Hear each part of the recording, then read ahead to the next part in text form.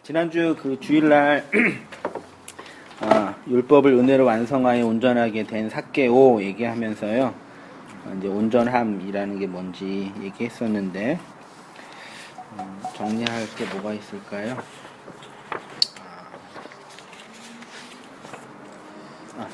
삭개오의 문제 3개. 삭개오가 어떻게 온전하게 되었는지. 삭개오. 누가복음 19장이죠. 예, 삭개오가 그 키가 뭐야? 한두 명만 왔다 이렇게 하니까 되게 어색해요. 삭개오가 일단 키가 작은 사람으로, 그 다음에 부자로 나와 있고, 그 다음에 뭐죠? 세리장이에요. 성경에서 이 키가 의미하는 게 이제 얘기하면서 그 하나님의 온전하심에 아직 도달하지 못한 사람 얘기하면서 기억나죠?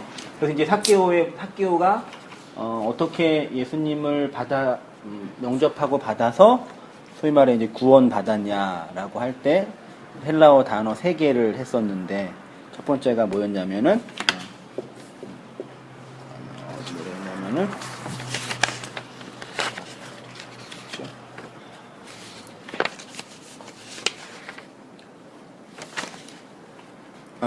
그 알키텔로네스.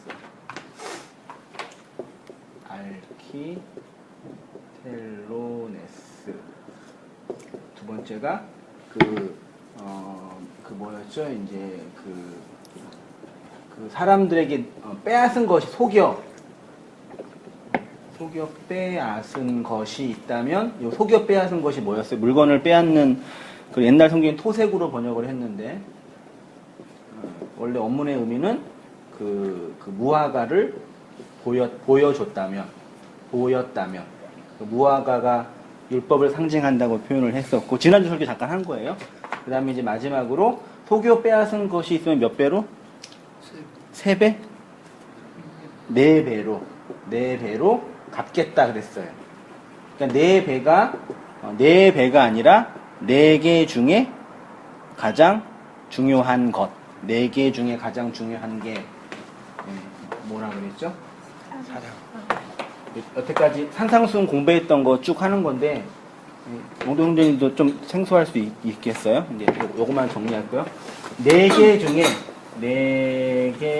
중에 가장 중요한 것이 이제 사랑이라 그랬는데, 이 사랑이 어떻게 나왔냐면, 하나님께서 우리에게 그 하나님을 알 수 있는 방법으로 율법을 주셨는데, 이 율법의 대표가 뭐라 그랬죠? 10계명이죠. 원래 원문에는 10계명이 아니에요. 계명의 열이에요. 그러니까 히브리어가 쓰여질 당시 기원전 3세기 경에는 그 아라비아 숫자가 없었어요. 아라비아 숫자는 15세기 이후에 나온 거니까요. 계명의 열을, 그러니까 하나님이 우리에게 주시는 계명을 열로 설명해 준다. 그 뜻이 10계명이에요. 그래서 10계명을 1부터 5까지는 소위 말해서 신계명이라 그러고, 6부터 10까지는 대인계명이라 그러죠. 그래서 첫 번째가 이제 나를 우상으로 섬기지 말고, 그 다음에 내 이름을 망령되이 보지 말고, 그 다음에 하다가 안식일을 얘기하고, 그 다음에 5계명이 뭐예요? 부모 공경하라 그러죠.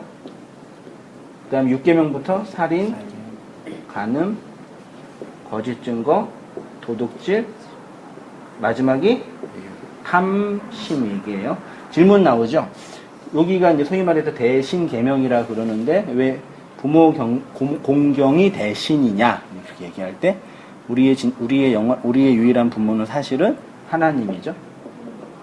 나중에 기회 되면 하고, 그러니까 앞에 5을 구약 성경에서 그 출애굽기랑 신명기에서 얘기해 주시는데, 앞에 5는 다 설명해 줘요. 각 주가 다 달려요. 근데 재미있는 건 뒤에 6부터 10까지는 각 주가 안 달려요. 그냥 제목만 얘기해요. 그러니까 뒤에 5을 누가 얘기해 줘요? 여기는 신의 산에서 얘기했고, 여기는 산상수훈에서 누가? 율법의 원저자, 율법이신 예수가 여기 뒤에 5을 설명해 주는데, 뒤에 5을 어떻게 설명해 주냐면은 살인하지 말라, 간음하지 말라, 거짓 증거하지 말라. 그 다음에 사랑하라. 그러니까 5개를 몇 개로요?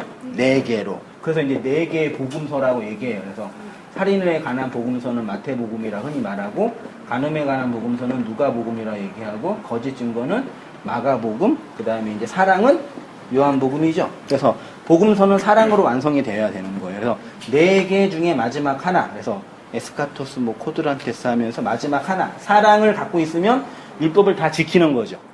신약에서 사랑은 율법의 완성이라고 그랬잖아요. 이 마지막 하나, 그러니까 이거를 삭개오가 4개 중에, 예수님 4개 중에 가장 중요한 거, 사랑을 내가 이웃들에게, 율법을 가르쳤던 이웃들에게 건네주겠습니다. 주겠습니다. 그러니까 예수님이 이 집에 구원이 임했다라고 선포해 주시고, 그 마지막 절에 내가 죄인을 구할 이 땅에 왔다라고 얘기하시면서 이 얘기를 마치신 거예요. 그래서 온전함이라는 개념, 온전함, 텔레이오스라는 개념은 어떤 도덕적, 윤리적 성숙이 아니라 이 사랑을 마음에 담고 있어서, 이 사랑이 우리 마음에 있으면, 사랑이 마음에 있는 사람의 특징이 뭘까요? 그 사람 마음속에 사랑이 있다. 무엇으로 확인되죠? 열심히 종교 생활하고 도덕적으로 깨끗하고 이렇게 막 예수 믿고 막 술도 끊고 담배도 안 피고, 그런 것으로 온전함을 설명할 수가 없고, 온전함의 본질은 사랑을 다른 이웃들에게 말로 흘려주고 나누어 줄 수 있는 사람, 그게 이제 사랑이 있다라고 이제 표현을 한 거고, 그래서 이제 그런 의미에서 삭개오가 이제 소위 말해 이제 구원, 믿음의 내용을 담지했다. 그게 바로 누구라고요? 온전한 사람. 온전해서 키가 작은 사람이 이제 성숙한 거죠. 그래서 이걸 어른이 됐다 그러죠. 어른을 뭐라 그래요? 장로라 그러죠. 원래 장로의 개념은 칼빈이 만든 그런 장로는 이제 정치적인 개념이고요. 이거는 원래 성경의 의미는 어른이 된 사람. 그래서 엘더잖아요. 장로, 어른이 되면 무슨 일을 해요? 이번 주 다시 공부할 거예요. 집사 일을 하죠. 원래 집사가 무슨 일을 하는지 아세요, 집사님? 원래 집사의 일. 어떤 일을 하는? 그러니까 보편적으로 교회 봉사를 하지만 네, 봉사. 네. 섬김. 네, 섬김이 봉사죠? 네, 그러니까 교회에서 이제 어떤 성도님을 집사로 임명할 때는 소위 말해서 교회에서 이렇게 예배 생활, 주일 성수, 그 다음에 헌금, 그 다음에 이제 봉사 3가지 정도만 하면은, 설교를 목회자가 하는 설교를 빼놓고 모든 것을 관장하는 사람 집사라고 보면 되지 않나요? 그건 이제 장로님이 하시죠. 그렇죠. 장로. 네, 장로라고. 집사는 다 못해요. 장로가 돼야지. 이제. 아니, 그러니까 성경 속의 그 네. 의미. 성경의 의미는요. 예. 성경의 분리됐을 때. 집사의 의미는 원래는 예. 지금 말하면 목사가 하는 일이에요. 교사. 원래 집사는 양식을 나누어 주는 거거든요. 양식을 나누어 주는 게 원래 서비스라 그러잖아요. 그러니까 양식을 나누어 주려면 내 안에 양식이 있어야 되잖아요. 그래서 사도행전에 7 집사가 나오잖아요. 7 집사의 대표가 누구냐면은 스데반이랑 누구예요? 빌립이에요. 스데반은 복음을 전하다가 돌 맞아 죽었고, 빌립은 에티오피아 내시에게 복음을 전하고 사라졌어요. 그러니까 원래 집사의 원형은 이거거든요. 그러니까 한국교회 장로나 집사를 이렇게 부정하는 게 아니라, 그거는 교회가 운영돼야 되니까 적절하게 이제 사회적인 성숙이 있고 일할 수 있는 분들이 모여서 하는 거 필요한데, 이제 다만 이 걱정인 것은 내가 장로가 됐는데 이 장로가 성경에 있는 장로라고 이제 착각하는 거예요. 그게 이제 문제라는 얘기죠. 전혀 상관이 없는 건데. 그러니까 그 말씀을 마음에 담아서 어른이 된 사람은 이제 그 말씀을 나누어주는 집사가 된다. 그래서 이제 그게 이제 봉사. 그게 섬김. 그러니까 성경에 말하는 섬김과 봉사는 말씀을 나누어주는 일이에요. 그거 외에 다른 일은 봉사라고 하지 않아요. 성경에서는요. 근데 교회에서는 조직이 됐으니까 필요하니까 이것저것 하세요라고 이제 부탁을 할 수는 있는데, 뭐 어떤 말씀인지 아시겠죠?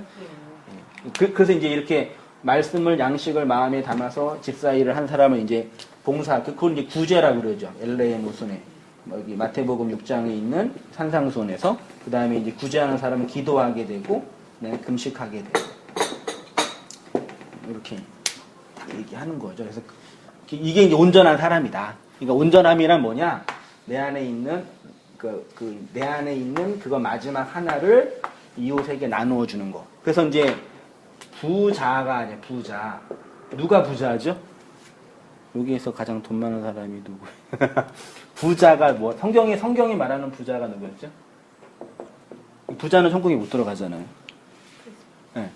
그럼 얼마큼 돈이 있어야지 천국에 못 들어간다. 그게 아니에요. 그러면. 그게 돈을 네. 마음의 부자.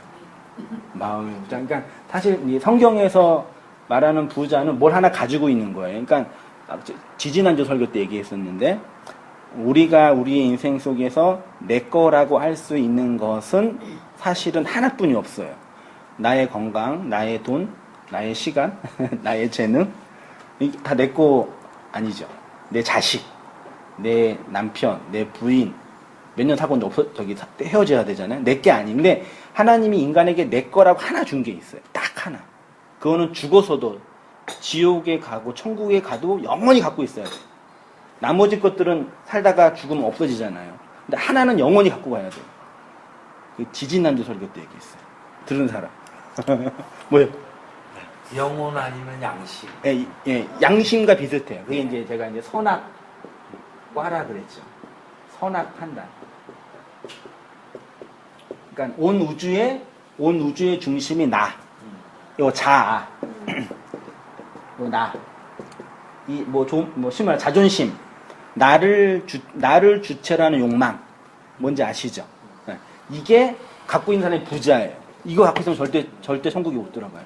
그러니까 돈이나 이런 것들은 그걸로 형상화된 거고, 실제로는 사람을 이렇게 깊이 파헤치고 들어가면은 요 나가 있어요. 자아가 있어요. 이 자아가 예수님께 장악되지 않는 사람을 부자라고 해요. 그러니까 이게 교회 어른들이나 청년들 섬기면 느낀 게 뭐냐면, 어느 선까지는 다 이렇게 해줘요. 봉사도 하고, 헌금도 내고, 시간도 드려요. 근데 들어가서 마지막 하나에 나아가 있어요. 그거는 내가 못 주겠다. 하나님, 여기까지는 내가 할 수 있는, 여기까지 할 수 있는, 요건 더 이상은 못 해요. 더 이상 오지 마세요. 요런 분들이 대부분이죠. 요게 이제 부자예요. 이게 마지막 하나, 에스카토스 코트란테스, 사랑을 예수님께 헌납해야지 나가 없어지죠. 내가 없어져야지 예수님과 연합하고 하나가 되니까 그게 구원이라고 얘기하는 거죠. 그게 이제 온전하다. 그게 온전함이다. 텔레이오스. 예수님 십자가에서 안상하신 온전함이다. 요거 주시려고 우리 십자가에서 죽으신 거다. 그죠? 근데 다른 거 다 줬는데 요거 하나만 안 주면 의미가 없는 거라는 얘기죠. 그러니까 다 주셨죠? 네, 이건 다 일일이 물어봐야 돼요. 주셨죠? 안 주셨으면 이제. 그리고 거꾸로 얘기해가지고요. 네.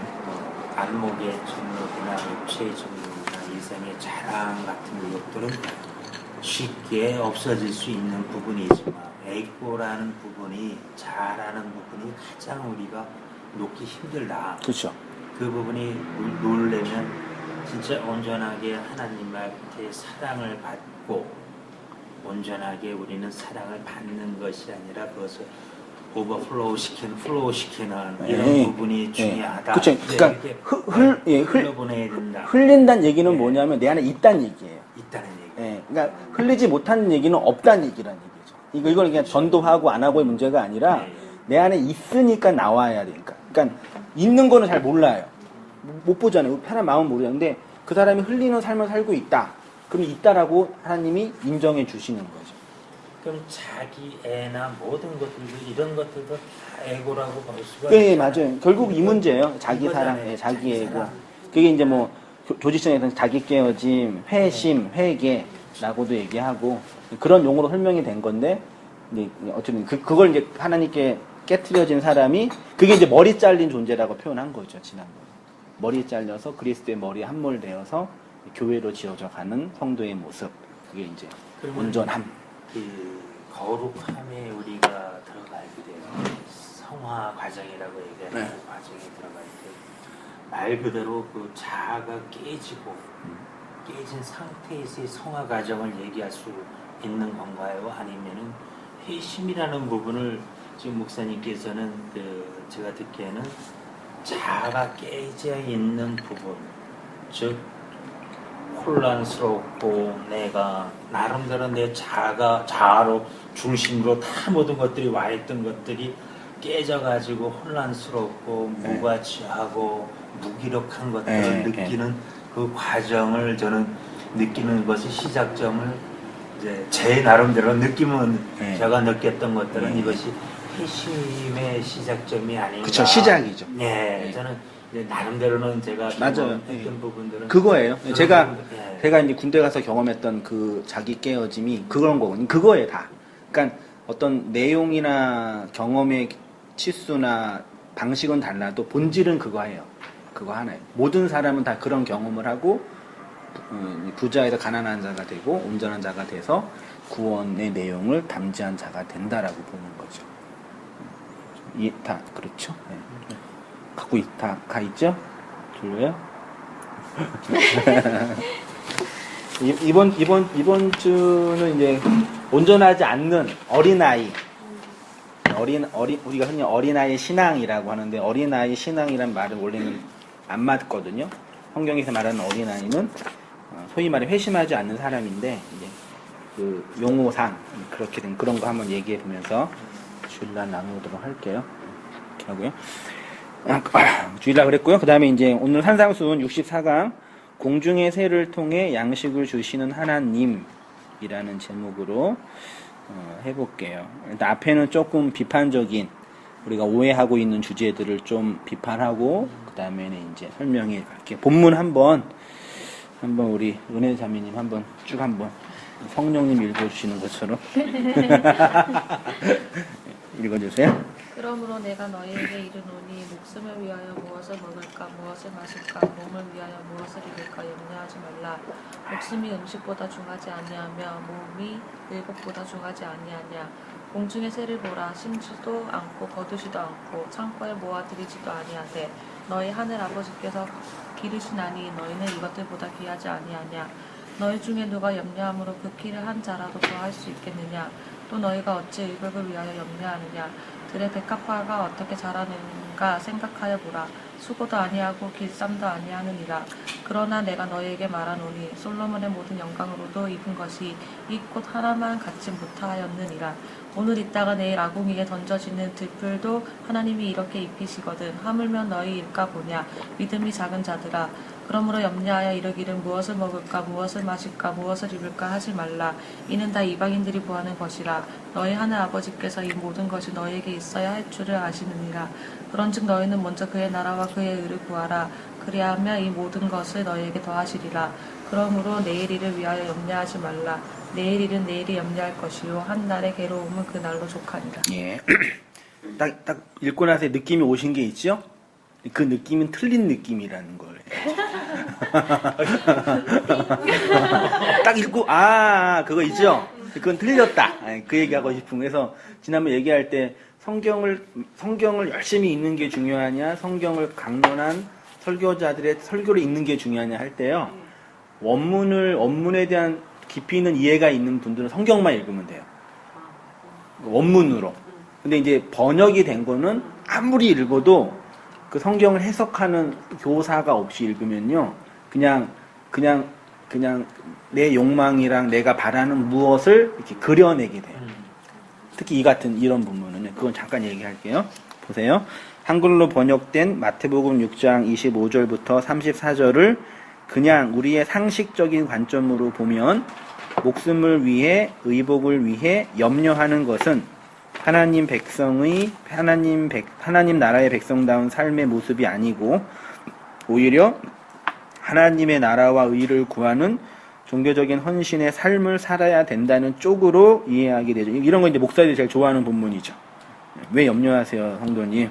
하나님 나라와 하나님 의를 먼저 구하세요. 성가도 열심히 하셔야죠. 피곤한데요. 주님의 나라 먼저 구해야죠. 이렇게 얘기하죠. 그렇게 이해하는 것이 그렇게 나쁘고 잘못된 해석이라고 생각하지 않아요. 실제로 우리가 목숨과 의복의 문제 때문에 염려를 하고 있느냐, 나는 정말 하나님의 나라와 의를 구하고 있느냐의 관심보다 기독교인은 마땅히 그렇게 살아야 된다는 종교적인 형식, 메타 형식이라 그러는데, 그러니까 어떤 거냐면요. 내가 실제로 염려를 하고 안 하고 하나님의 나라를 구하고 안 구하의 문제가 아니라 그렇게 해야 된다는 이해가 있는 거예요. 되게 무서워요. 그러니까 자연적인 본성으로 사회적인 구조 안에서 굳어진 거. 그 이제 메타 형식이라 그러거든요. 이게 이제 신약 구약으로 가면은 죄에 의해서 굳어진 폐역이라 그래요. 그러니까 내 몸과 심령이 습관적으로 맺혀진 어떤 이렇게 고착화된 어떤 인생에 대한 태도가 있거든요. 그런 거예요. 근데 그런 것들이 깨어지는 것. 그 얘기 하고 싶은 거예요. 그 다음에 우리 현미장님 한번 읽어줄까요? 종교적 메타 형식, 본문의 의미를 정확히 해석하기 이전에 우리는 먼저 우리 안에 있는 종교적 메타 형식에 대한 의문을 가져야 합니다. 그러면 이런 질문은 던질 수 있지요. 정말 하나님은 우리의 먹을 것, 입는 것의 문제를 해결해 주시는 분인가? 목숨과 의복을 위해서 염려하는 것은 하나님을 믿는 기독교인으로서 잘못된 것인가? 우리가 하나님의 나라와 의를 구하면 우리의 먹는 것, 입는 것의 문제를 하나님께서 다 해결해 주시는가? 본문에 대한 신학적, 언어적 해석을 하기 이전에 이런 기본적인 질문을 하더라도 우리가 분성적이고 보편적으로 이해하였던 해석이 잘못되어 있다는 것을 알 수 있습니다. 두 가지 질문에서요. 이게 뭐냐면요. 목숨과 의복을 위해서 염려하는 것은 믿음이 없는 행동이 아니에요. 그쵸? 네. 우리 직장생활 안 하면은 먹고 살기 힘드니까 하는 거잖아요. 힘들어도요. 맞잖아요. 염려하잖아요. 그리고 또 한 가지, 하나님을 잘 믿는다고 입는 것과 마시는 게 해결이 안 돼요. 됐으면 저도 좋겠는데요. 아, 되면 제가 제일 부자 되겠죠. 그러네? 그러고 보니까, 돼야 되는데. 안 돼요. 그러니까 이 두 가지만 보더라도 이 본문에 대한 보편적인 해석은 오류가 있다라고 보는 거예요. 그 다음에 프루프 텍스팅이라는 부분 한번 우리 읽어주세요. 예. 아니, 예. 왜냐하면 여전히 많은 사람은 먹는 것과 입는 것의 문제 때문에 고통받고 아파하고 있기 때문입니다. 그러면 혹자는 이렇게 질문할 것입니다. 그것은 그들이 정말 하나님에 대한 믿음과 신앙이었거나 약하기 때문입니다. 예수님도 믿음이 적은 자들아 하시면서 꾸준하지 않습니다. 그들이 먹는 것, 입는 것에 문제가 있는 것은 정말 하나님의 나라와 의를 구하지 않기 때문입니다. 우리가 하나님을 최우선으로 삼고 먼저 그의 나라와 의를 구하면 먹는 것, 입는 것의 문제는 하나님께서 알아서 해결해 주실 것이다. 이렇게 반론할 것입니다. 그러나 저는 이렇게 반문한 그를 향해서 말할 것입니다. 당신이 믿고 있는 하나님은 다른 여타 종교에서 말하는 신과 특별히 다를 것이 없습니다. 예. 성우가 읽어주신 것 같아요. 성경 읽어주는 거 있잖아요. 집에서 그렇게 성경 읽으시나요? 옛날에 누군가는 가시가 아니냐고 그러더라고. 목소리. 제가 제일 영어신데? 부러워하는 사람 중에 한 사람이 키 큰 사람이었고요. 그 다음에 목소리 좋은 사람. 목소리 좋으신데. 저는 꽝이 완전히. 아무튼 예. 그 다음에 그 대표적인 신학 학자인 도널드 헤그너라는 이 주석가예요. 우리나라 되게 유명한 주석가인데 WCC라는 주석집이 있어요. 대표적인 세계 주석집. 거기에 있는 거 그대로 제가 옮겼어요. 보세요. 이 단락은 앞의 단락과 마찬가지로 절대적이고도 완전한 그리스도인으로서의 자세를 강조하고 있다. 불필요한 염려를 피하기 위해서는 무엇보다도 먼저 하나님의 나라와 의를 구하여야 한다. 그리스도인들에게는 그들에게 필요한 것이 무엇인지를 아시고 끊임없이 보살펴 주시는 천부가 계신다. 당신이 창조하신 모든 피조물을 자상하게 돌보아 주시는 하나님이 정말 자상하게 이 피조물을 돌보고 계셔요? 나는 신학자가 이렇게 표현한 거 보면서 아니거든요. 어찌 당신 나라의 백성을 그대로 내버려 두시겠는가? 그렇다고 해서 아무런 노력이나 준비가 없이도 의식주 생활이 자동적으로 해결된다는 뜻은 결코 아니다. 이 단락은 단지 그러한 물질적인 욕구로 인한 염려에 관하여 말하고 있을 따름이다. 그와 같은 염려에서 해방할 수 있는 길은 오로지 하나님의 나라와 그 나라의 당연한 속성인 하나님의 의를 추구하는 것뿐이다. 그러므로 모든 그리스도인은 하나님의 주권적인 보살핌뿐만 아니라 하나님 나라의 기초를 이루는 아버지의 사랑과 은총을 신뢰하여야 한다. 마태는 아마도 예수의 가르침을 담은 이 단락을 구성하면서 하나님 나라를 널리 선포하고 다니던 초대교회의 사역자들을 염두에 두었을 것이다. 여기서 다루어지고 있는 주제는 그들에게 뿐만이 아니라 그 후에 제도적으로 정착된 교회에게도 약간의 수정이 가해진 상태에서 매우 중요한 의미를 띄어왔다. 시대와 장소를 불문하고 어떠한 그리스도인에게도 일상적인 삶에 대한 염려와 하나님의 나라에 초점을 맞춘 삶의 양식이 양립할 수 없다. 실제로 하나님 나라의 은총을 체험한 그리스도인이 염려와 조바심에 사로잡히는 일은 거의 없다. 그러니까 뒤에 부분에 줄친 부분 있잖아요. 그냥 이거는 이분 되게 학자예요. 진짜 학자예요. 어머나 되게 깊은데 주석 쓰실 때 좀 생각을 안 하신 건지 모르겠는데 이건 말도 안 되는 표현이에요. 정말이에요. 이거 얘 읽고 나서 좋은 얘기죠. 좋은 얘기. 네, 좋은 얘기예요. 근데 일상적인 삶에 대한 염려를 하는 것은 하나님의 나라를 추구하는 성도의 성도의 모습이 아니다라고 하는. 그러면 목사들 중에 많은 사람들이 우울증에 걸려 있는 거 아세요? 실제로요. 사모는 더 많이 있고요. 심지어 개척하고 자살한 목사님도 많이 있어요. 그러니까 교회가 안 되니까 힘드니까. 그런 거는 이제 목사뿐만 아니라 하여튼 뭐 성도님이든 성도든 인생의 문제나 삶의 고민 때문에 밤에 잠 못 자고 걱정 안 하고 걱정하지. 그런 분들이 태반이잖아요.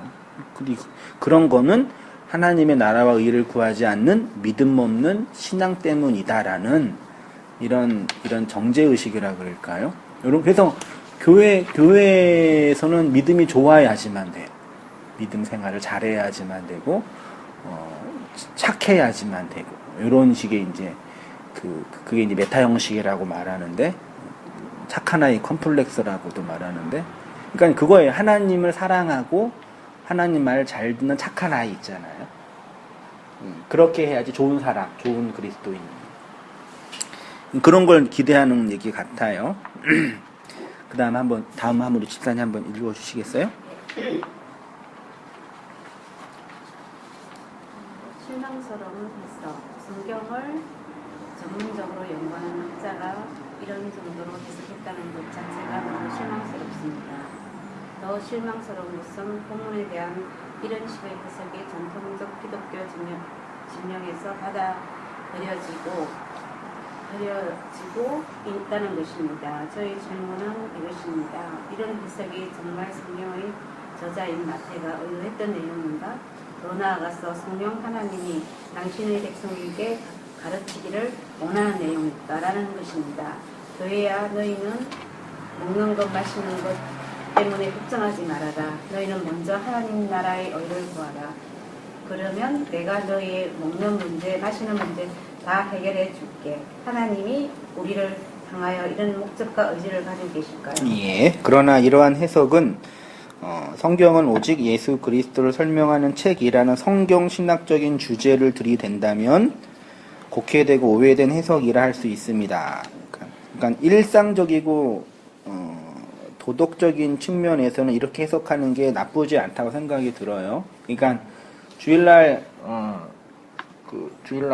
소위 목사들이 설교를 강의하는 교사니까요. 교사들이 말씀을 할 때 그냥 보편적인 얘기를 해요. 전 초등학교 6년, 중학교 3년, 고등학교 3년, 12년 동안 그 수많은 교장 선생님의 훈화를 들었는데 기억나는 거 하나도 없어요. 어쩜 그럴 수가 있어요? 근데 왜 기억이 안 나는지 알아요? 그냥 좋은 말이니까요. 그냥 좋은 말이에요. 그러니까 틀린 말은 아니에요. 틀린 말은 아닌데 그렇다고 내 인생에 도움이 되는 얘기도 안 해요. 착하게 사세요. 부모님 말씀 잘 들으세요. 선생님 계시는데 그런 얘기 나쁜 말은 아닌데 기억이 안 나요. 근데 왜 이런 얘기 왜 말씀드리냐? 마치 그런 것처럼 설교가 그런 이유가 되고 있는 시대가 됐어요. 로이드 존스 목사님 이렇게 설교하는 걸 매춘행이라고 표현했어요. 설교자의 매춘행이라고. 그분이 그렇게 만약 그런 얘기가 한국 강단에서 하면은 전 쫓겨나겠지만 이런 식인데, 요거 이제 성경 신학적으로 보면 성경 신학적인 성경 주제는 제가 두껍게 줄쳤죠. 성경은 오직 예수 그리스도의 필연성과 역사성과 의미와 내용을 성경의 독자인 교회에게 준 책이다. 이것뿐이 없어요. 성경의 독자는 누구예요? 교회예요. 교회는 지역교회가 아니라 성도예요. 그러니까 하나님이 교회라는 나에게 하나님이 누구인지를 가르쳐 주려고, 불신자에게는 준 책이 아니에요. 지난주 와가지고 정린자매의 남자친구가 그런 표현 했잖아요. 하나님을 볼 수 있다면 나타나나 믿겠다. 그러니까 그 얘기 듣고 답을 못 주겠어요. 절에 가가지고 고기를 구하는 꼴이지. 어떻게 해요? 참 안타깝더라고요. 그래서 어떡하겠어요. 뭐 기도하고 인내하고 가르쳐주고 그래야 되는데 그런 거예요. 예. 성경은 예수 그리스도, 그러니까 교회에게만 준 책. 이미 구원받은 사람에게. 그러니까 저도 목사지만 어떻게 구원받냐, 어떻게 주님께 돌아오냐 라는 방법은 성경에 안 써 있는 게 문제예요. 말씀드렸잖아요. 개척교회 성장과 부흥의 원리가 성경에 있어요, 없어요? 제가 제 신대원 때부터 개척을 생각해서 그 소위 이제 교회 성장하기 위해서 말하는 그 개척 원리가 있거든요. 그 연구 많이 했어요. 근데 성경을 보고 개척을 하니까요. 성경에는 개척교회를 어떻게 하면 성장시킬지 방법이 없어요. 죽겠더라고요. 목사에게도 그러는데 아무튼 성경은 교회인 성도에게 예수 그리스도를 설명하는 책이에요. 그러니까 그렇지 않은 사람은 성경을 못 읽죠. 이해가 안 돼, 이해될 수가 없죠. 만약 그 관점으로만 봐도 지금 같은 해석은 좀 문제가 있다라고 보는 거죠. 때문에 예수님을 잘 믿으면 먹는 것과 입는 것에 문제가 해결될지도 모르지만 그것을 일반화하면서 가르칠 수는 없다는 것입니다. 더욱이 이 역사 속에서 우리가 먹고 입는 의식주의 문제, 더 나아가 삶의 구체적인 문제에 대하여 염려하고 걱정하는 것을 믿음이 없는 태도라고 생각하는 것은 기독교 신앙에 대한 잘못된 태도입니다. 그래서 여기 대표적인 근거가 빌립보서 4장에 있는 아무것도 염려하지 말고 오직 모든 일에 기도와 간구로 너희 구할 것을 감사함으로 하나님께 아뢰라. 그리하면 모든 지각에 뛰어난 하나님의 평강이 너희 마음과 생각을 지켜준다. 그러니까 염려될 때 뭐 하면 돼요? 기도하면 염려가 해결이 돼요. 맞아요? 제 경험으로는요. 염려 때문에 기도하면 더 염려가 되는데요. 제 경험은 그랬어요. 그래서 그러니까 거기서 말하는 그 염려와 여기서 말하는 염려는 원어가 달라요. 전혀 달라요. 그러니까 염려라는 문제를 계속 생각하면 더 염려가 되죠. 단어 원어가 네. 그러니까 그런 의미로 얘기된 게 아니거든요. 그러니까 우리가 사는 인생에 있어서의 이 모든 염려들은 우리의 몫이에요. 저의 몫이, 나의 몫이. 그걸 대신할 수 없어요. 아무도요. 남편이 해야 할 염려가 있고, 아내가 해야 할 염려가 있고, 또 청년들이 해야 할 염려가 있고, 직장인이 할 염려가 있잖아요. 삶의 자기의 몫이잖아요. 그거를 신앙이 대신하고 당해주고, 하나님은 그렇게 일하시는 분이 아니에요. 그러니까 세상 사람들이 교회를 볼 때 되게 당황스럽고 황당한 거죠. 쟤네들은 해야 할 도리를 안 하면서 저렇게 하나님께 구한다. 이런 식의 구조가 있는 거죠. 근데 웬만한 이제 목회자님들의 설교를 이렇게 들어보면은요, 실질적으로 광야 구약에서의 모세가 광야를 지나갈 때 하나님께서는 만나와 메추라기를 주고, 즉 그 얘기는 거꾸로 얘기해가지고 그 광야의 기간을 지나갈 때는 너네들이 성경 말씀 진리를 우리가 캐고 잉태될 때까지는 먹고 입고 하는 것들에 대해서는 걱정하지 말라. 근데 이런 어떤 측면에서 설교도 상당히 지금 많이 제가 들어본 것, TV에서도 많이 들어봤습니다. 그러니까 우리 성도님들이 더 이상 이제 극동 방송이나 인터넷 기독교 방송을 못 보겠다. 그렇게 된다는 게 아닌 걸 알고 계시니까. 그렇다면은 제가 보기에는 이 얘기 말씀 중에는 우리가 젊은 분들이나 우리들이 진짜 있는 그대로 자족할 수 있는 힘, 염려라든가 뭐 이런 것들은 실질적으로 내일을 염려하지 말라는 거는 어떤 의미에서는 내일은 어떤 일이 발생될지 모르니까 그건 하나님만이 아는 작정이고 계획 안에 들어가 있으니까 내일을 염려하지 말라는 것은 실질적으로 오늘 충실하게 살라. 있는 자원을 갖고서 같이 충실하게 살라. 이제 이런 측면으로 해석은 어떤지요? 그것도 좀 위험하다. 아니, 그러니까 원래 성경의 예. 의도는 그건 아니에요. 그러니까 좀 더 많은 해석적인 고민을 해야 되는데요. 그러니까 하나님의 말씀은 우리가 역사에 사는데 별로 도움이 안 돼. 안 되는 부분인 것 같아요. 제가 느끼기로는 이 땅에 사는데 도움이 되는, 그러니까 진짜 도움이 안 되는 개념이 아니라 흔히 이제 세상에서 말하는 어떤 경영, 자기 개발, 마음의 평안 이런 측면에서는 오히려 도움이 안 되는 부분이 많이 있다고 생각이 들고 이제 그런 부분 제가 이제 신학적으로 하나하나 정리해 가고는 있는데 네. 그렇습니다. 예.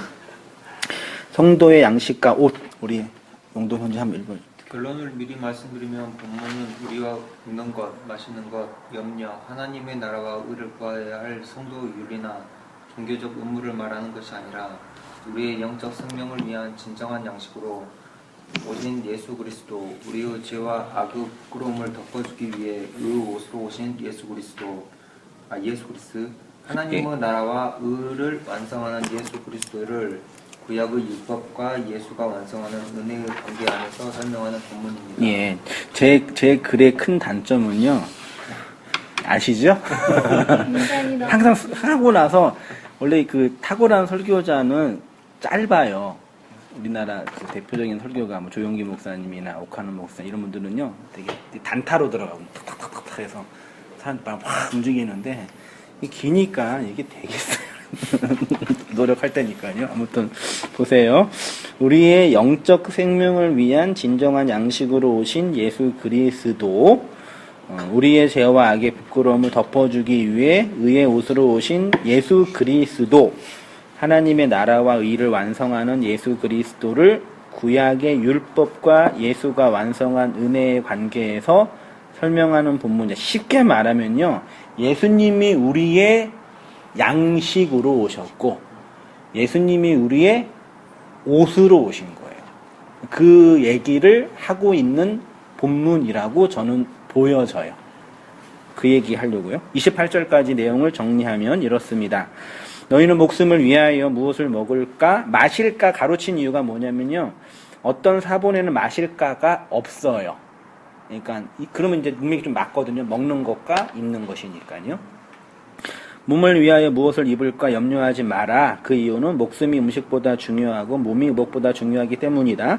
그리고 예를 든 것이 공중의 새와 들의 백합화입니다. 공중의 새와 들의 백합화는 뭘 상징한다고 얘기했었죠. 이게 구약의 율법을 상징한다고 말씀드렸어요.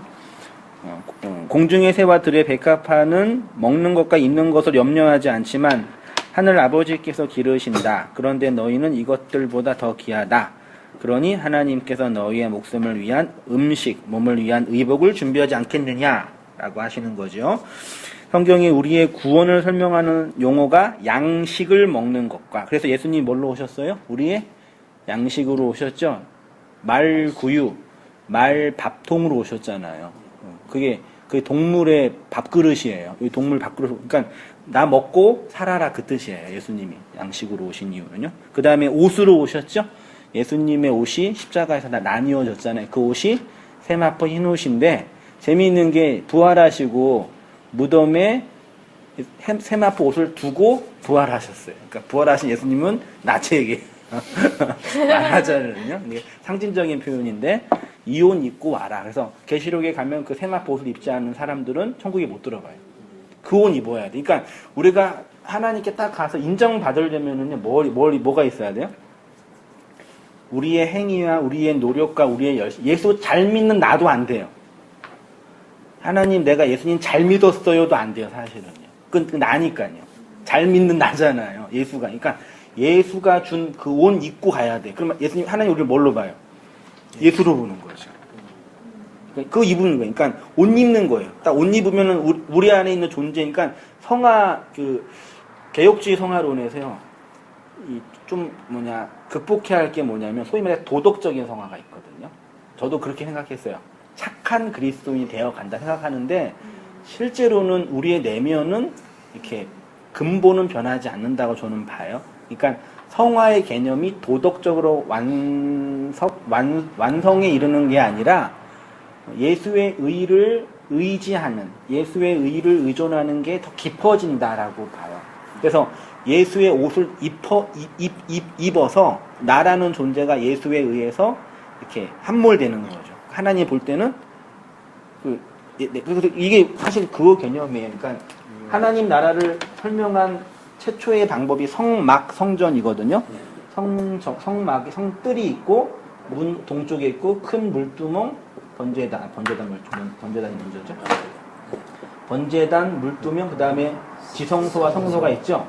그다음에 지성소 들어가면은 여기에 등잔, 여기에 떡상, 여기에 향단이 있고 여기가 지성소죠. 지성소는 1년에 한 번 대제사장만 들어갈 수 있는. 들어가면 정면에 뭐가 있어요? 여기 법궤예요. 이 법궤를 보면은 네모 상자에 안에 뭐가 있어요? 십계명 돌판, 만나 항아리, 아론의 쌍난 지팡이가 있고 위에 뭐가 있어요? 새 2마리가 이렇게 있어요. 미안해요. 날개 펴고 이렇게 있어요. 이게 뭐예요? 시온자예요. 시온자라 그래. 이게 시온자 은혜의 자리예요. 여기서 셰키나의 영광이 올라와 있는 거죠. 이렇게 구름이. 근데 요 위에 제사장이 들어갈 때 피를 들고 요 위를 뿌려요. 그럼 여기 뭐가 돼요? 피바다가 되는 거죠. 그렇죠?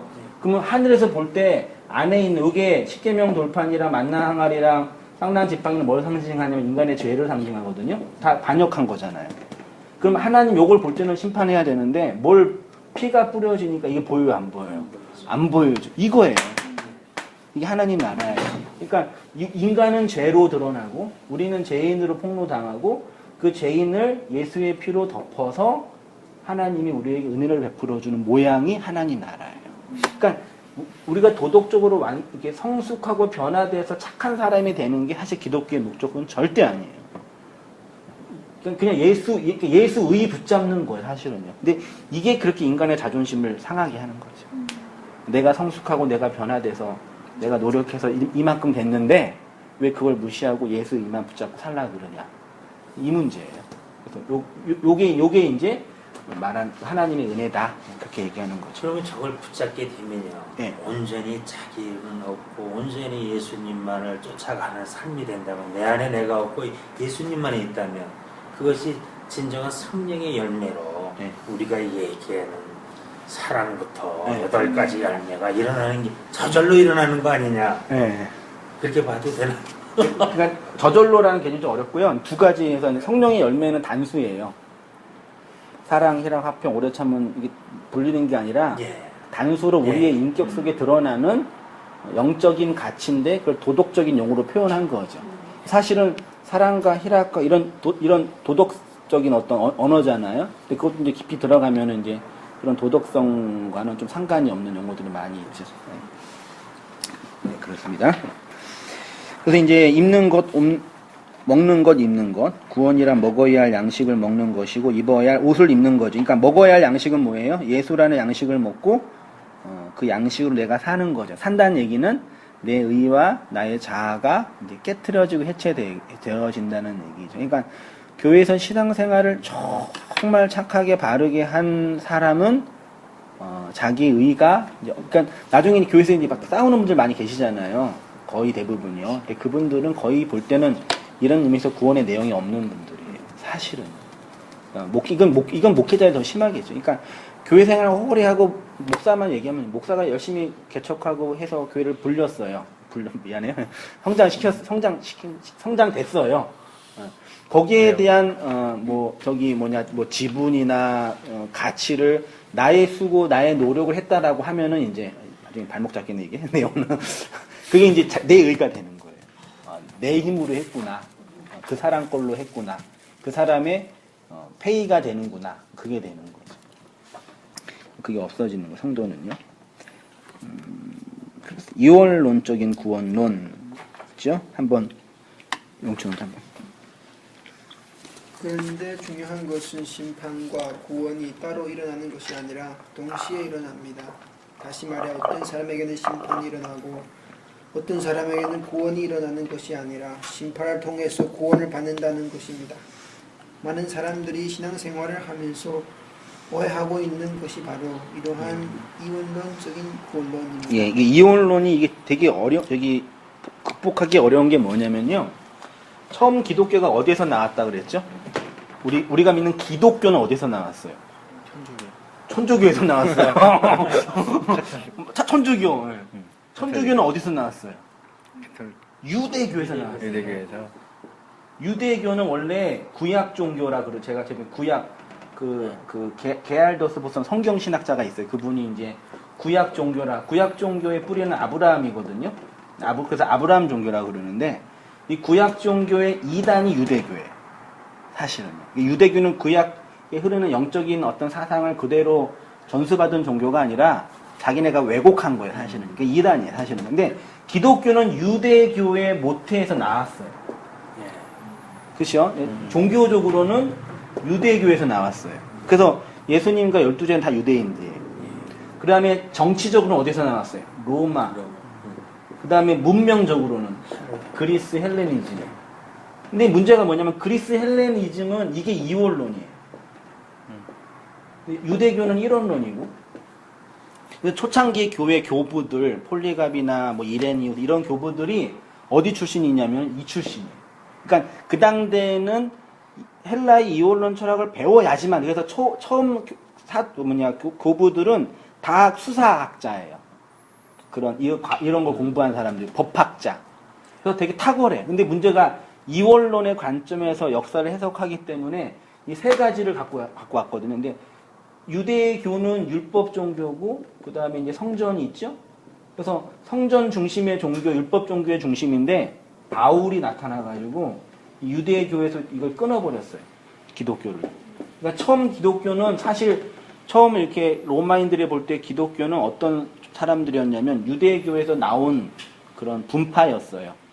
근데 바울이라는 사람이 이 유대교의 율법과 이 성전 중심의 그걸 끊어버려요. 그래서 세계화 종교가 사실 된 거예요. 근데 이틀 안에 이제 철학사조로 이원론이 들어와서 성경을 해석하는 거예요. 그러니까 지금 뭐 우리 조지신학에서 말하는 삼위일체론, 예수의 양성교리, 성경이 없어요, 사실은. 이게 이제요. 예. 그러니까 학자들이 교회가 이제 이단과 싸우느라 고민한 거죠. 그걸 무시하는 게 아니라. 근데 이 이원론이 뭐냐면, 이원론이 뭐예요, 결국은요? 이 역사는 선이라는 세계와 악이라는 게 항상 싸운다예요. 선은 하나님, 악은 사탄. 실제로 지금 교회에서도 사탄을 대적해야 된다 그런단 말이에요. 우리가 믿고 신앙생활 할 때 사탄이 방해하고 있으니까 열심히 기도해야 된다는 얘기죠. 근데 사탄은 하나님과 대적할 수 있는 존재가 아니에요. 맞죠? 사탄은 피조물이에요. 제 근원은 노는 게 아니에요. 그러니까 사탄은 하나님이 사용하는 도구예요. 그러니까 우리의 신앙을 방해하는 사탄이 하나님께 가는 걸 방해한다. 그래서 우리가 기도해야 되고 심지어 헌금 그런 말을 누가 해요? 타로점에 가봐요. 다 그런 얘기예요. 무당들이. 네 인생에 애군이 껴가지고 요거 카드 사야 되고 그거 하잖아요. 그 애군 애군을 없앤다 그러잖아요. 그러니까 이혼에 갇혀 있는 거예요. 그 인간의 선악 판단이고 성공하고 싶은 욕망이고. 근데 이 이원론의 그래서 그 최초의 아주 탁월한 어거스틴이 쓴 신국론이라는 그 책이 있거든요. 근데 신국론이 왜 썼냐면은 초대 교회 히포에 있었던 알렉산드리아 지역에 있었던 그 초대 교회 공동체가 로마의 그 게르만족, 이방 반달족에서 이제 무너지는 거예요. 그러니까 교회가 이게 황당한 거예요. 어떻게 하나님의 교회가 이방인에 의해서 무너지냐? 하나님은 살아계시냐? 이런 질문을 한 건데, 그래서 이제 어거스틴이 선악 구조를 얘기하면서 하나님의 나라는 영원히 세워진다. 이렇게 얘기해요. 근데 이 틀은 벗어나지 못해요. 이 원론은 벗어나지 못해요. 이게 지금도 우리나라 교회 안에 많이 있는 거예요. 그래서 대표적인 게 이제 사단이 우리의 신앙을 방해한다. 악, 죄, 이런 것. 그러니까 이게 이제 이게 아까 지난 얘기했던 것처럼 욥의 문제를 얘기할 때 욥에게 고통을 주는 실체가 누구예요? 사실 하나님이죠. 근데 여기 사탄이 여기 있는 거죠. 그렇죠? 그래서 욥이 사탄의 시험을 받아서 원망하지 않고 하나님을 믿었더니 복받았더라.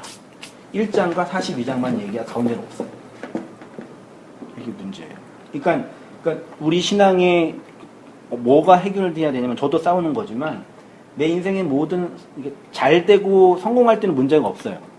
그때는요, 교만할 때. 근데 문제가 있을 때, 막 정말 그 깊은 트라우마나 상처를 받았을 때, 그 근원이 하나님에게서 시작된다라고 할 때 이걸 받아낼 수 있냐 얘기죠. 이 문제예요. 이걸 받아낼 수 있느냐. 요거라니까요. 이게 결국 이제 신앙의 근본이에요, 사실은요. 요거 하나 이제 해결하면서 가는 거죠. 내 안에 우리 인생의 그 환난이나 고난이나 어려움이나 절망이나, 다른 사람의 악은 중요한 게 아니고 나랑 상관이 없잖아요, 사실은. 내 삶, 나의 고통. 우리 집사람이랑 우리 집사람도 개척하고 나서 얘기했잖아요. 아버님 이렇게 쓰러지시고 나서 주위의 가족들이 아직 개척할 때가 아닌데 네가 괜히 했다. 하나님이 저주한 거다. 근데 겉으로 볼 때 그렇게 보여요. 하나님의 나라를 위해서 여기 땅 해가지고 교회 딱 개척했는데 아버지 쓰러지고 다 망가지면 하나님이 하지 말란 뜻이 아니냐. 이게 보편적인 인간의 생각이거든요. 근데 그 집사님 그것 때문에 되게 많이 힘들어했어요. 그러니까 그런 얘기를 들은 게 힘든 게 아니라 내 안에 그런 이원론이 있는 게 힘든 거예요. 그러면 우리 아버님을 쓰러지게 한 분이 누구냐 얘기죠. 그게 하나님이에요. 요거 고백하는 게 1년 걸렸어요. 근데 그거 하고 나니까 마음이 풀리는 거죠. 말하자면 내려놓는 게 되는 거죠. 내 인생의 모든 주권은 하나님의 손 안에 있습니다. 선이든 악이든. 이 문제. 근데 이원론을 일원론으로 극복해야 된다. 이게 이제 선생님 요즘에 이제 우리가 찾아야 할 근본적인 문제죠. 그러면 욥이 그 당시에는 가장 어려운 사람 중에 한 사람이었다고 표현이 돼 있고요. 그렇다면 욥 자체는 제가 봤을 때 나중에 고백하기를 그때 하나님을 진짜 보았다고 고백을, 그 고난과 시련을 통해 가지고 진짜 보았다는 것을 고백을 하지 않습니까? 그렇다면 그 얘기인즉슨 실질적으로 하나님은 그렇게 어려운 사람도 온통 하나님과의 연합된 길과 진정한 어려운 길, 자기 자신을 완전히 죽이고 모든 것들을 죽이는 것도 부족하기 때문에 고난과 시련을 더 줘서 하나님을 더 찾아내게 했다고 해석할 수가 있잖아요. 그렇다면 우리 같은 경우도 똑같은 거울이지 않습니까? 거기서 얘기하는 거울인데, 그 어려운 사람도 그렇게 고난과 시련을 많이 받았는데 하나님을 만져보기 위해서 우리 같은 사람은 그럼 얼마나 더 많은 고난과 시련을 받아야 그것을 볼 수 있는 건지. 참 저는 이거 보면서 그런 부분들에 참 많이 의구심이 많이 가고 나는 어떻게 더 해야 되나. 근데 사실 욥의 문제는요, 어떤 종교적으로 신앙적으로 엘리트적인 위치에 있는 사람의 모습이 아니라 사실은 성도의 모습이 우리가 그렇다는 얘기예요, 사실은요. 그러니까 성경을 볼 때 어떤 그 소위 이제 그 인물들을 영웅시하는 것도 좀 위험하거든요. 그러니까 성경 안에서 내 모습이 어떻게 투영되는지를 확인하는 게 되게 중요하고, 욥을 읽고 있는 욥의 독자인 우리 입장에서 이제 욥이 어떤 다른 사람보다 신앙이 좋았는데 그걸 견뎠다라는 얘기는 결국은 어떤 얘기냐면 내 밖에 있는 어떤 도덕적인 가마나 어떤 대상으로 보는 거거든요, 사실은요. 근데 그것이 내 역사, 나의 이야기여야 돼, 사실은요. 내가 역사에서 경험되는 이야기를 성경이 미리 예표해서 보여주는 거고, 실제로 하나님 말씀 안에서 신앙생활 할 때 욥이 경험했던 그 내용들을 동일하게 경험해요. 그러니까 그 어떤 그런 물리적인 어떤 그런 정신질환에 들어갈 정도의 깊은 트라우마를 받을 정도의 그런 어떤 고난의 내용은 아니더라도 그 우리가 회심이나 은혜를 경험할 때 그런 욥이 경험했던 어떤 그런 하나님과 관계 안에서의 그런 것들은 실제로 경험하는 거죠. 근데 그게 이해가 되는 거죠. 근데 그거를 이제 잘 해석해서 이제 봐야 되는데 아무튼 뭐 그렇습니다. 이혼론은 이제 공부해야 된다. 그래서 이제 결국 그거예요. 심판과 구원은 동시에 일어난다. 어디에서요? 심판과 구원은 어디에서 일어나요? 내 안에서. 이 심판은 저 사람이 받고 구원은 내가 받는 게 아니에요. 네? 큰일 날 뻔했어요? 그래도 좋겠다고요. 내가 심판받아 구원받는 거예요. 말하자면. 그 얘기, 여기 요한복음 12장 31절 3페이지예요. 이제 이 세상에 대한 심판이 이르렀으니 이 세상의 임금이 쫓겨나리라. 여기 보시죠. 이 세상 임금이 어디에 있어요? 내 마음. 그치요. 이 세상 임금은 저기 있는 사탄 마귀, 저기 술집에 있는 그 알코올 귀신이 아니라 내 안에 있는 나. 내가 왕이고 신이잖아요. 누구한테? 나한테. 요한복음 16장 8절 그가 와서 죄에 대하여 의에 대하여 심판에 대하여 세상을 책망하시리라. 심판에 대하여 함은 이 세상 임금이 심판을 받았음이라. 그 다음에 밑에 읽어주세요. 내 안에서 일어난 세상의 심판. 요한복음 12장 31절을 원문으로 보면 호 아르콘, 호 코스모스, 에크발로입니다. 그 세상의 그 임금이 지칭하는 것은 무엇일까요? 임금이 통치자, 왕을 의미하는 것으로 복음서에서는 사람을 장악하고 있는 귀신, 마귀를 의미합니다. 결국 성경이 말하는 이 세상은 인간이 살고 있는 이 객관적인 역사뿐 아니라 인간의 존재와 자아 자체를 세상이라 할 수 있습니다. 쉽게 말하면 내가 나의 주인으로 살아가는 보편 인간의 모습을 이 세상의 주인으로 살고 있는 나라는 것입니다. 그 나의 주체성을 성경은 사탄이라고 합니다. 그래서 예수 그리스도의 복음과 은혜를 알지 못하는 모든 인간이 하나님을 대적하고 있습니다. 심판이라 함은 그 나의 주체성이 쫓겨나는 것입니다. 그 말은 다른 말로 구원을 받았다라고 하는 것입니다. 예, 그러니까 우리가 구원받았다라는 것은 이미 심판을 받은 거죠. 그래서 최후의 심판에서 면제되는 거죠. 성령이 우리에게 임하면 어떻게 되냐면 내 안에 있는 세상 임금으로서의 내가 심판을 받아 내 인생에서 쫓겨나가게 됩니다. 쫓겨나가다가 에크발로인데 어디로 던져지다예요. 복음서에서는 이렇게 사용이 되었습니다. 귀신을 쫓아내는 것과 죄와 악을 빼는 것이 같다고 합니다. 보라, 내 눈 속에 들보가 있는데 어찌하여 형제에게 말하기를 나로 내 눈 속에 있는 티를 보게 하려 하겠느냐.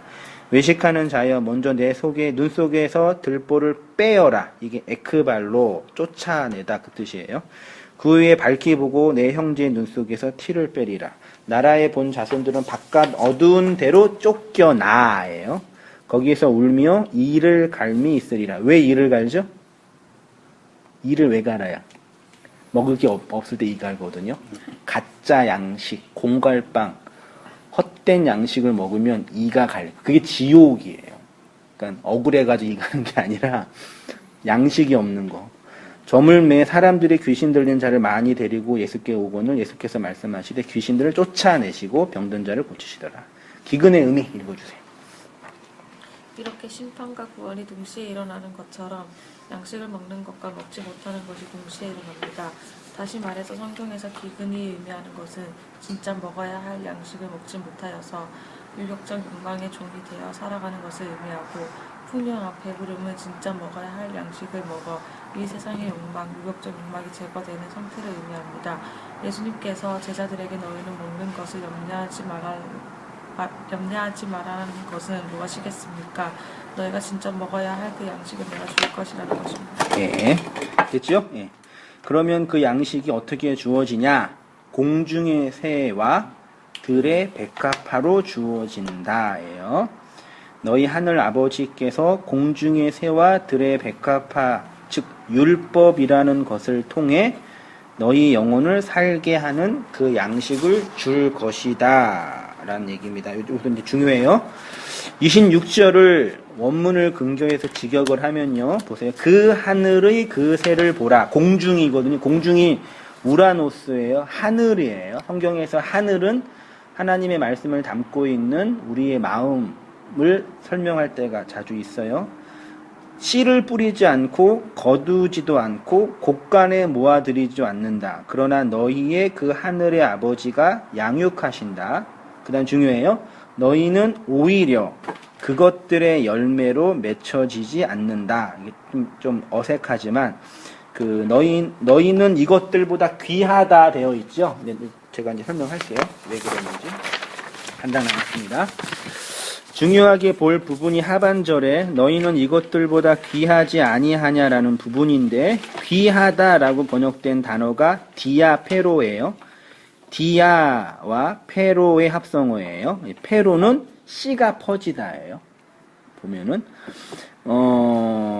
그 한글 성경뿐만 아니라 영어 번역본 대부분이 더 중요한으로 번역을 했어요. 그 이유는 디아페로라는 단어에 구별하다, 차별하다라는 뜻이 있는데 여기서 더 중요하다의 뜻으로 의역을 한 듯해요. 그러나 율법과 양식의 문맥과 디아페로의 성경의 용례를 종합해 보면 귀하다보다 귀하다도 전혀 틀린 건 아닌데 퍼지다, 열매를 맺다가 문맥에 더 맞는 거라고 여겨져요. 성경에서 새는 자주 율법을 상징합니다. 그런데 하나님은 그 새를 기르신다고 합니다. 기르다가 원문에 양육하다, 먹이다, 트레포예요. 하나님께서 율법을 우리에게 주신 이유가 뭐냐?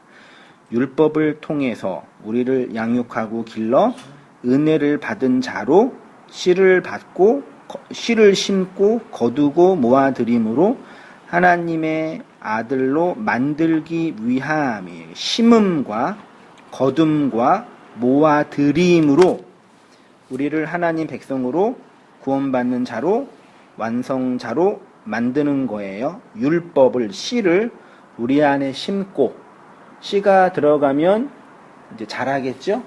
그래서 열매를 거두죠. 열매를 거두면 어떻게 해요? 저장하죠.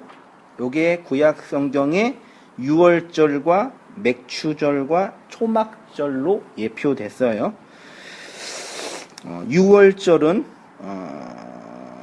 세 번째 줄이에요. 어린 양의 피로 애굽에서 나온 절기를 의미합니다.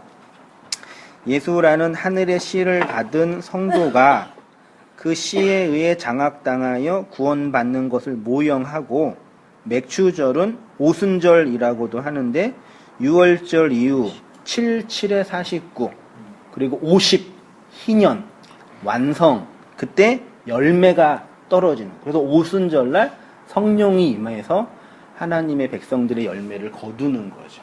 그게 오순절이에요.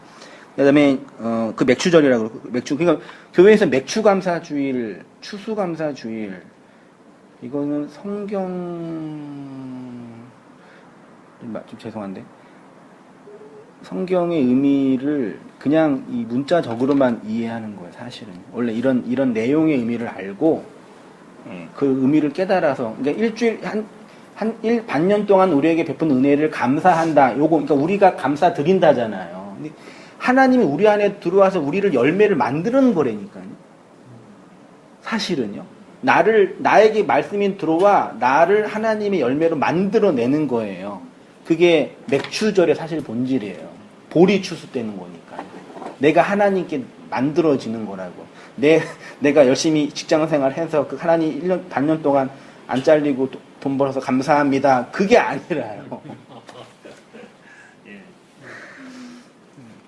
대부분 다 그렇게 알고 있잖아요. 저도 그랬었고요. 근데 저는 그랬죠. 왜 나는 감사할 게 없을까? 나는 왜 이럴까? 그렇죠. 나 왜 드릴 게 없을까? 감사할 게 없을까? 그 다음에 이제 그 초막절은 어디 있냐면요.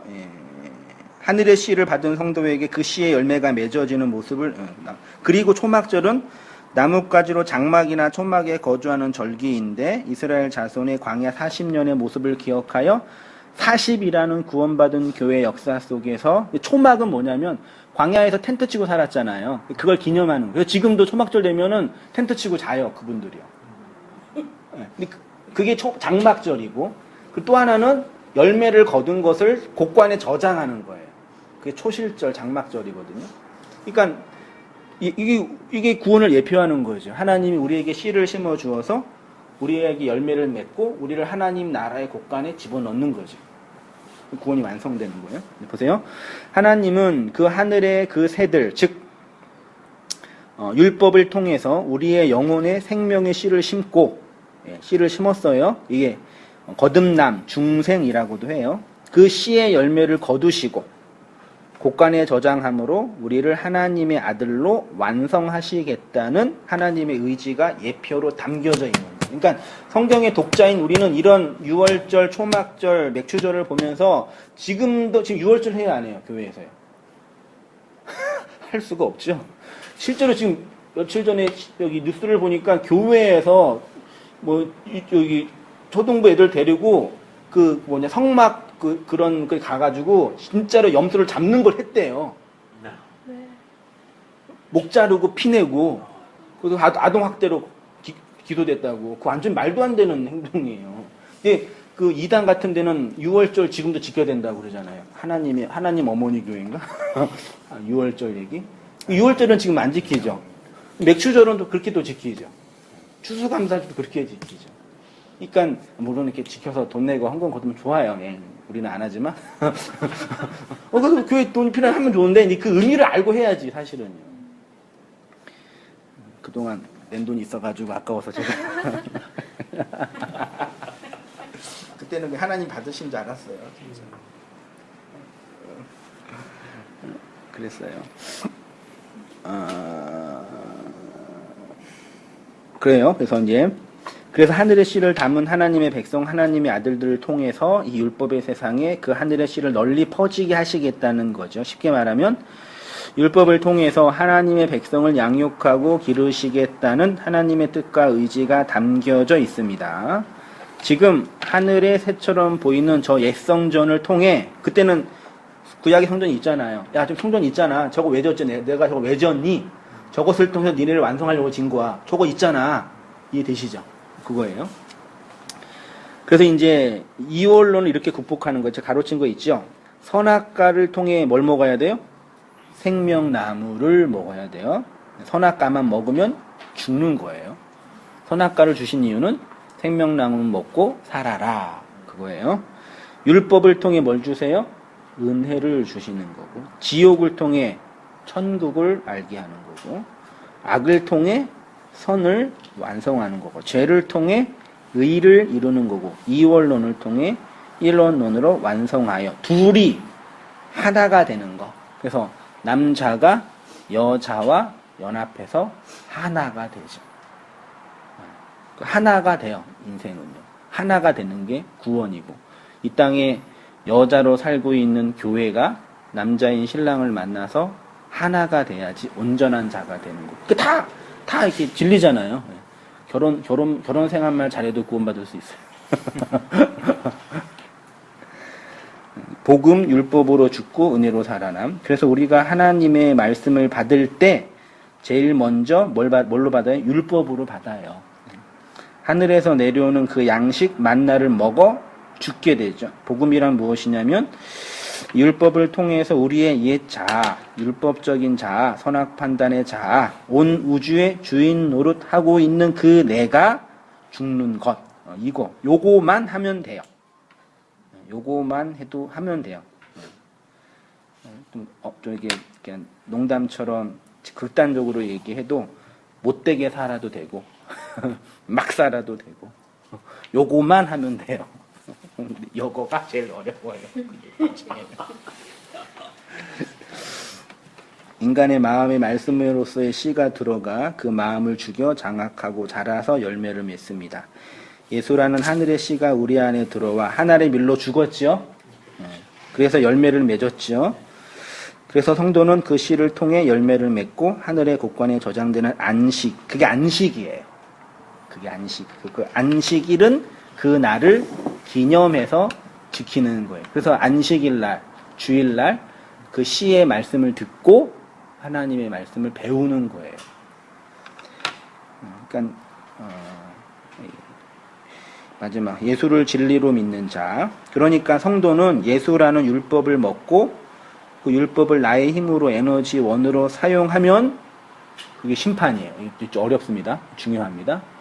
예수님을 잘 믿어서 그 힘을 삼아서 사는 거예요. 좋은 건 줄 알았잖아요. 되게 어려워요.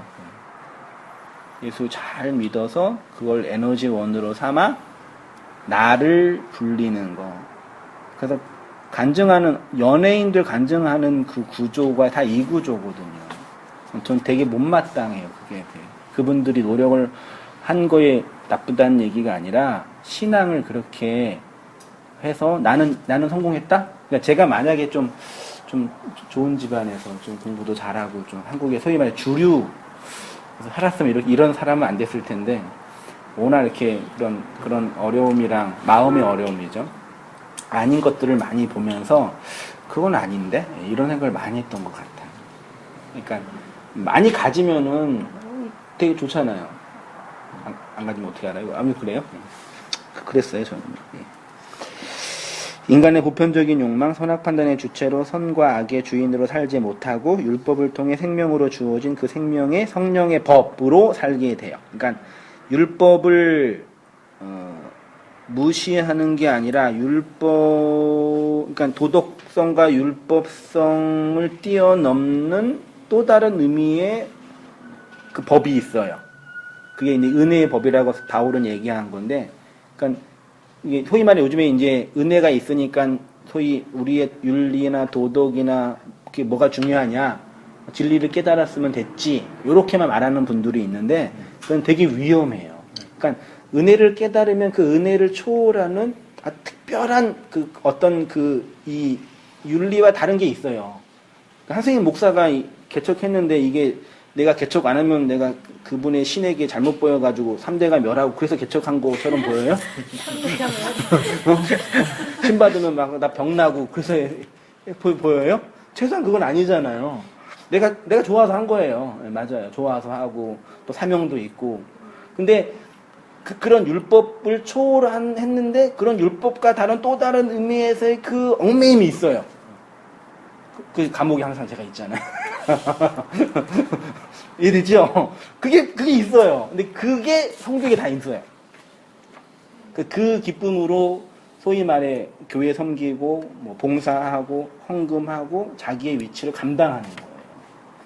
교회는 사실 그렇게 하려고 이제 원장교회가 개척이 돼서 그런 포부가 되겠죠? 그거예요. 그게 그래서 예수를 진짜 믿는 자는 인간의 자기 사랑이 그 진리로 깨지고 무너지는 거죠. 요거예요. 그래서 천국은 요걸로 있는 거죠. 생각해봐요. 예수님 열심히 믿고 예수님 잘 보여서 말 안 들으면 혼나고 말 안 들으면은 그 뭐라 하는 그 뒷방 할아버지처럼 하나님을 알고 있는 사람이 영원히 그 하나님과 천국에 살라 그러면 그 어떻게 살아요? 그렇게 종교 생활하면 안 되는 거잖아요. 그렇죠? 그 얘기예요. 그거를 가르쳐 주려고 그 공중의 새라는 율법. 들의 백합화는 다음 비쌀 거예요. 들의 백합화하고 그렇게 해서 주셔서 그러니까 염려하지 말라 이거죠. 그 염려가 뭔지 아시겠죠? 모르세요? 네, 아시겠죠? 돈 걱정, 교회 걱정, 사는 거 염려 어떻게 안 해요? 해야죠. 하는 날까지 하는 거죠. 그 마지막 하나. 세상은 그거 없어서 죽어가고 있습니다. 이렇게 해서 그렇게 하면 좋겠다. 예. 하나 끝나고요. 예. 원래 옛날에는 질문은 10가지 있었잖아요. 20개까지 했었는데 이제 질문 안 하고 그냥 느낀 점, 깨달은 거, 도전받은 거, 혹은 질문, 혹시 반론 잠깐 느낀 점. 한 주 쉬니까 힘들어요?